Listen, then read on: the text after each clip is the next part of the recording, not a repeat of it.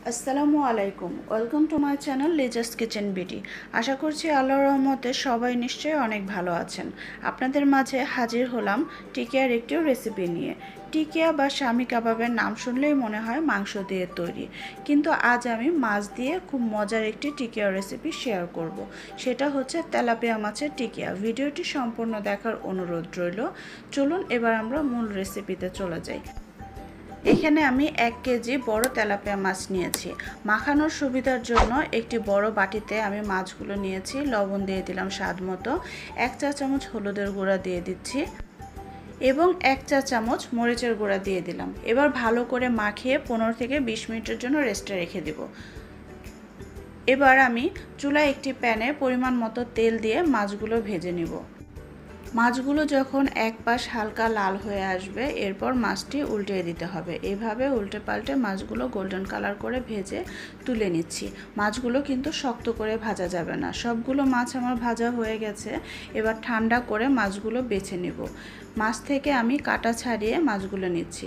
চামড়াটা ফেলে দিতে হবে। খুবই সতর্কতার সাথে মাছগুলো বেছে নিতে হবে যেন মাছের মধ্যে কাটা না থাকে। তেলাপিয়া মাছের মাথায় অনেক মাছ থাকে, তাই আমি তেলাপিয়া মাছের মাথাটা নিয়েছি। চামড়াটা ফেলে দিয়ে মাছগুলো বেছে নিয়েছি। এখানে হাফ কাপ পেঁয়াজ বেরেস্তা নিয়েছি, কাঁচামরিচ কুচি 1 টেবিল চামচ, ধনিয়া পাতা কুচি 1 টেবিল চামচ, পুদিনা পাতা কুচি 1 টেবিল চামচ, লবণ স্বাদ মতো দিয়ে ভালো করে মরিচটা ডলে নিলাম। এবার পেঁয়াজ বেরেস্তাটা ভালো করে ডলে নিলাম। একে একে ধনিয়া পাতা পুদিনা পাতাও ভালো করে মিশিয়ে নিলাম। 1 চা চামচ আদা রসুন বাটা দিয়ে ভালো করে মিশিয়ে এবার মাছের সঙ্গে মিশিয়ে নিব।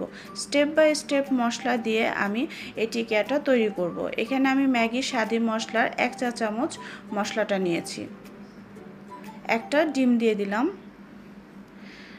এবার আমি লেবুর এই উপরের সবুজ যে খোসাটা থাকে, উপরের আবরণটা, সেটা গ্রেট করে নিয়েছি। শুধু সবুজটাই নিতে হবে, তাহলে ফ্লেভারটা খুব ভালো আসবে। দেখেছেন আমি অল্প একটু নিয়েছি। আর সামান্য একটু হাফ চা চামচ লেবুর রস দিয়ে দিলাম, জাস্ট কয়েক ফোঁটার মতো। এবার ভালো করে মিশিয়ে নিলাম। এখন হাফ চা চামচ ভাজা জিরার গুঁড়া দিয়ে দিচ্ছি এবং আধা কাপ ব্রেড ক্রাম্ব দিয়ে দিব। প্রথমে সামান্য একটু দিয়ে ভালো করে মাখিয়ে নিলাম, এবার বাকিটা দিয়ে দিচ্ছি। এবার এই মিশ্রণটা খুব ভালো করে মাখিয়ে নিতে হবে। সম্পূর্ণ আমার মাখানো হয়ে গেছে। টিকিয়াগুলো সব একই সমান হওয়ার জন্য আমি এখানে প্রথমে সবগুলো বল তৈরি করে নিলাম। এখানে 16টা বল বানিয়ে নিয়েছি। হাতে সামান্য একটু তেল মাখিয়ে এবার টিকিয়ার শেপ দিয়ে নিব। আপনারা দেখে নিশ্চয়ই বুঝতে পারছেন আমি টিকিয়ার শেপটা কিভাবে দিচ্ছি। হাতে একটু তেল মাখিয়ে নিলে তাহলে হাতের মধ্যে টিকিয়ার এই মশলাটা লেগে যায় না। সবগুলো আমার বানানো হয়ে গেছে। এবার 3 থেকে 4 ঘন্টা ডিপ ফ্রিজে রেখে দেব। শক্ত হয়ে যাওয়ার পর ফ্রিজ থেকে নামিয়ে নিলাম। এবার এগুলো ফ্রোজেন করে রাখবো। শক্ত অবস্থায় এগুলো ফ্রোজেন করে রেখে দিলে একসঙ্গে একটি পলির ভিতরে অনেকগুলো রাখা যায়। আপনারা জিপলক ব্যাগেও রাখতে পারেন। আমি একটি ছোট পলির ভিতরে সবগুলো টিকিয়া আমি রেখে দিচ্ছি।